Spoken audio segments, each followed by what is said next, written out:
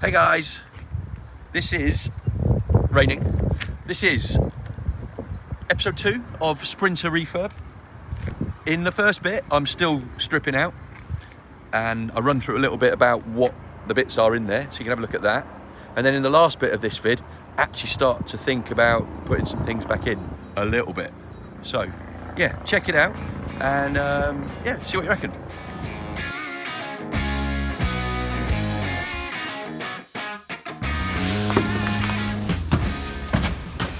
So at the end of the last video, everything's been taken out pretty much, and we're at a point now of reconfiguring, or starting to think about reconfiguring. I've got some ideas.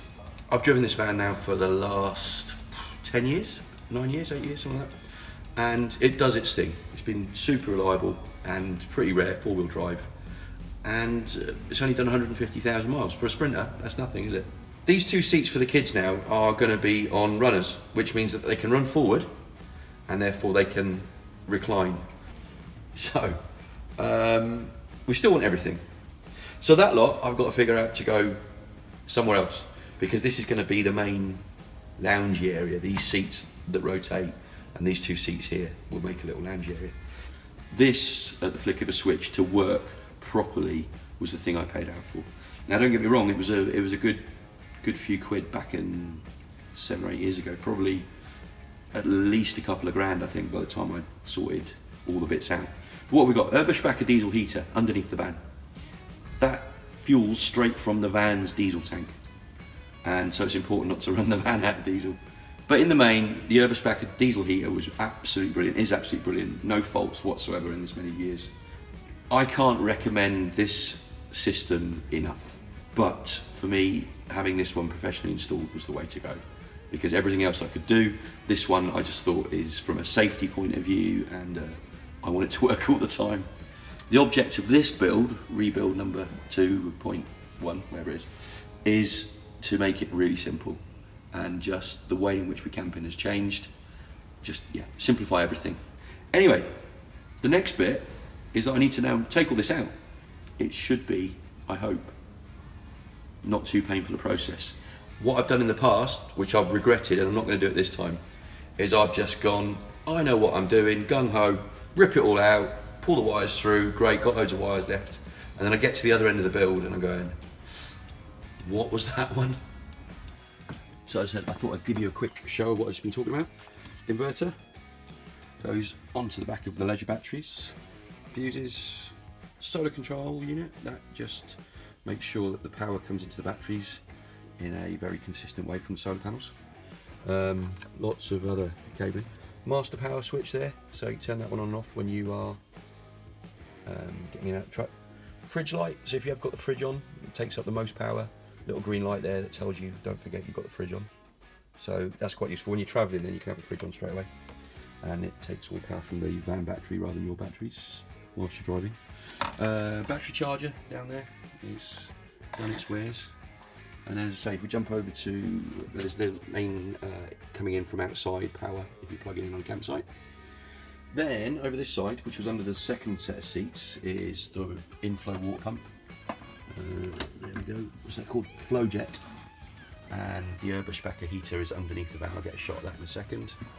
And then we have this, what's the brand on that one? Aurora fan unit with the 2 vents on the back, and those 2 vents are what pumps the air around the back of the van through some ducting. And then the hot water system going off into the van, which then went off up and into the shower unit, which is looking a little bit decrepit now, and obviously into the main taps as well. So that's the system I'm going to start taking out. Let's go and show you. Oh, by the way, this was the control unit. That's the Eberspacher control unit, and that's the fan system there. And very, very simple. You can program it and time it all, but we didn't really ever bother. You just turn it on when you need it. So that control unit's going to have to move as well, so all that cabling will come out. And anyway, let's go and have a look up the top, show you the solar panels, and I'm going to show you the diesel heater that's underneath the van. So we're underneath the van. You see you've got power coming in.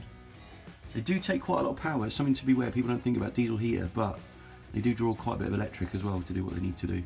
Then we've got the exhaust vent. You've got the lagged water pipes there that run up into the main heater tank, as it were, water tank. There's a part of the exhaust system for the Oberschbacher heading out. There's actually my water tank under there. It's filled from up top. The thing about diesel heater and the Oberschbacher is it's outside the van. All of the nasty stuff is outside the van, underneath the van, and that's what I like. Pretty clean under here. You can see why this one's worth keeping, as it were. Let's see what else we've got while I'm under here. We've got the wastewater tank there, which doesn't get a great deal of use because we're normally out in the wild, so we can just let the water drip into the earth. And then up in the back corner there, you can see that's where the gas tank is, and the gas pipe runs all the way down the back of the van, and has got a tap, an external isolation tap in the wheel arch. 200-watt solar panels, which give a surprising amount of energy. But yeah, so this is going to change anyway because kids are going to be in a big old sort of elevating roof, or roof tent if you like. So it's going to be a self-contained unit on the roof. Doesn't go into the van other than through a hatch down into the loo possibly. So whilst I'm in chatty mode, oh no, they say, we realise that the main thing we do all the time is we take loads of boxes with us, and then the first thing we do when we get to wherever we're stopping is we take all those boxes out and throw them under the truck, because most of it is boxes being put on top of where we're sleeping or whatever it might be. So all of this back now is going to be storage up to just above the door hinges, and we're going to have double bed on the back, or a small double, 4 foot wide by the width of the van, and then on this side we'll put an extending pod. So when I say that, it just basically means we'll bring this panel out by about, I don't know, 6 inches, something like that. If the weather is blowing a hoolie, if you don't want to set the tent up upstairs for the kid, this area here underneath the double bed can double as a temporary bed. So if you get somewhere and you think, you know what, just need to get the kids down, all you need to do is throw the storage boxes outside or into the main cab, and the kids can sleep quite comfy in the bed space underneath. The one thing I haven't mentioned is over this side where the light is, where the dustpan and brush is, they will be the steps up into the bedroom area. And those steps, the initial idea is that those steps will roll forward into the doorway, and those steps will double up as pull-out kitchen, sort of camp kitchen. So sliding forward from the wheel arch into the doorway, and then we can stand outside and cook away. That's the idea, and get to the ice machine easily. There you go. Yeah, double seats there where the Oberschbacher tank is at the moment, or the heating tank rather. So all that's going to go. Let's get on, start stripping out.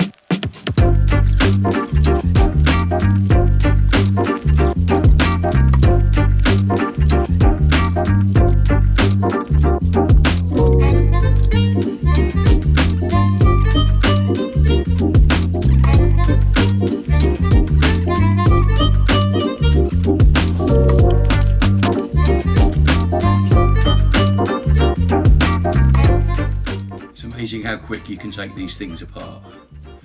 I'm not sure putting them together is quite such a quick process.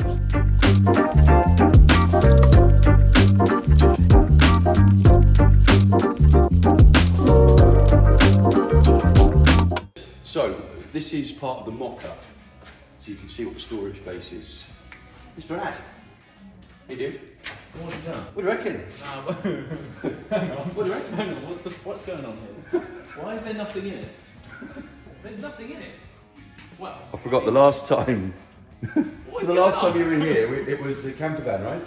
Yeah, it was a camper van. There was like beds here, Seats. toilet here, seats there, and now there's just a giant empty space. Tinkercad.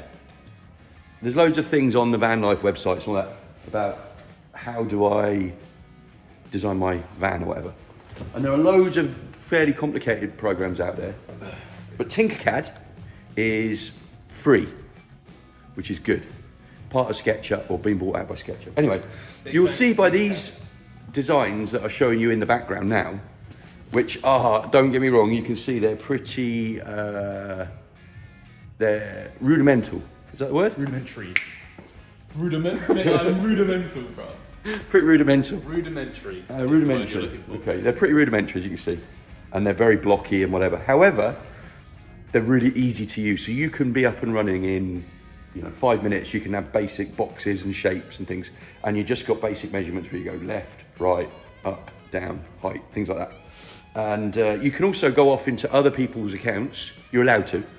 And pinch bits of other things they've made, like complicated stuff. Okay, assets. Yeah. Swapping assets. But the whole thing about Tinkercad is it's originally designed for 3D printing. So the scale, like the little board thing, the grid I think they call it, that you work on, is only 50 centimeters wide or a meter wide or whatever. So you just got to scale down. You've got to think, if it's 2 meters, do it at 0.2 meters or something like that. And then it works. So these things I've made, and I've done a few in the past, there's another couple of examples there of things I've played with. But give it a go, And I might even try and do a little bit, not in this vid, because we've been whittering on already, but I might try and do a little Tinkercad, like 5-minute or 10-minute vid that will just show you the basics of getting started. But anyway, I use it, it's good fun, and it's really simple. And well, you can see from here, hopefully that design gives you the idea. So you can see in that drawing, back in the room, you can see in the drawing, storage, Big empty right? Space for the storage. Big That's massive. ass storage. But yeah, the reality is I'll run through, not in this vid, in the 3rd or 4th vid, whatever it will be, once we get closer to the build finish, what is going in here. And you'll see quite quickly, for it to function properly, you just need loads of storage, which is why we've never got on with the little vans, because you end up, the kids get in the van, it's great, and then you put everything in the van. And there's these 2 little heads sitting above all the stuff you've thrown in there. And I get really excited now because I can already see it now. This is just a bit of, we call it Corex, but there are other brands. This stuff that we make signs out of. This is where I make signs, by the way. This is the other business. We'll go and have a look in the front and see what the plan is. So this was, roll back the tapes.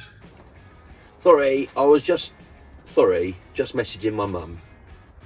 She messaged. Wood.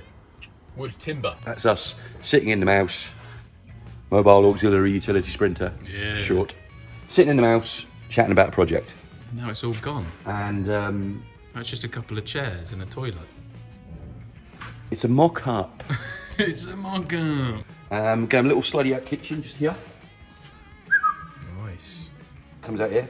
So, because again, you do everything outside, you tend to now.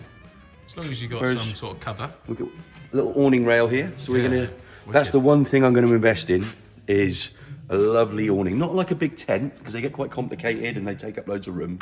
Big, proper awning, decent canvas material, couple of spikes and ratchet straps down to the floor.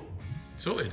And then you can, yeah. It's job and, well done. and it's just really simple. Peace of mind. Peace of mind and simple. What?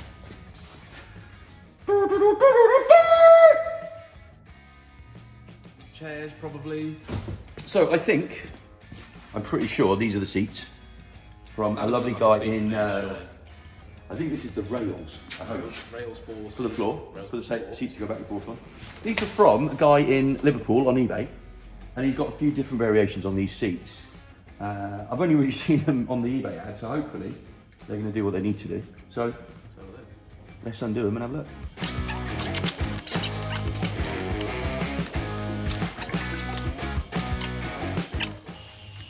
Floor rails to go on the floor. So in an ideal world, we'll cut slots in the floor and sit this down inside the floor level. You could, of course, if you wanted to, you could just mount these straight on the deck of the van and bring the floor up to it, but we'll see, we'll see.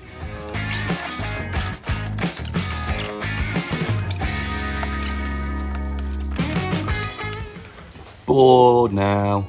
Hello. Whoa. So you did say they are second hand, they're going to need a good steam clean. And then they'll be like brand new, I reckon. Really? Like a bucket seat. Oh, yeah, nice. That'll do for a long journey. I reckon. So that they can recline. Whoa. It just keeps going. It just keeps going. Flat. Oh. There you go. So that's your new one. It's good, that. Oh, could happily enjoy a nice. No, because all you got to do is then just slide that.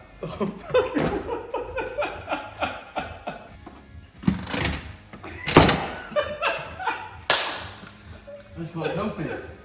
They are not exactly balanced when they're not in their rails.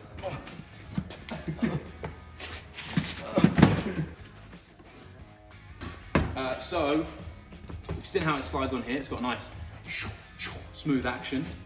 So we should stick it in, shall we? Put it in the van. I reckon. See where it sits. Yeah.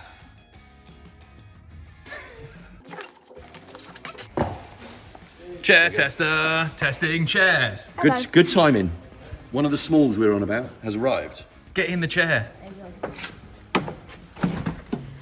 Whoa, straight back. Look at that. That's good space. Do you reckon you can fall asleep? I need the Bahamas now. Oh. The Bahamas. Yes. What do you reckon, Sam? Comfy? Yes, a lot comfier than the No, other the last seats. ones were a bit blocky, weren't they? Those seats are fitting really well. It's just about right, actually. Thank you, eBay. Still a lot to do, though. But then I realised why I've got this van. I realised why I keep hold of this van. Because I found some footage the other day when we were down in Spain, I think it is, in the Catalonian mountains. So anyway, I'll leave you with that. And whilst you're watching that, I better go and do a bit more work, I guess. Anyway, thanks for watching, guys, and check out the next one. Dos vidania.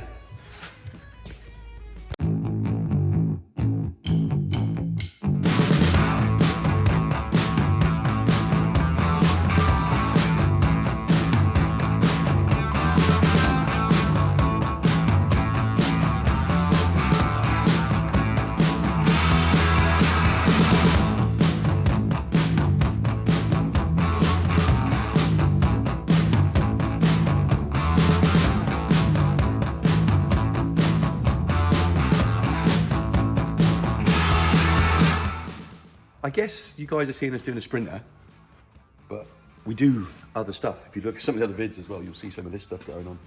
Come and have a nosy. Ah, the Cali. We've got The Devon restoration going on there. Westphalia. Oh yeah, Westphalia, California, T3, Bannigan, 1989. Yeah, this actually we've got a vid all about this. So we've just bought this one. Everybody loves this van. We do. Everyone loves this van. So that's why we kind of do know a little bit about these vans and space and stuff, because we play with them, we camped in them, and just from experience really. As I say, we do a lot of Volkswagen stuff. Check out the other vids, but the Sprinter is my baby. My baby. My baby.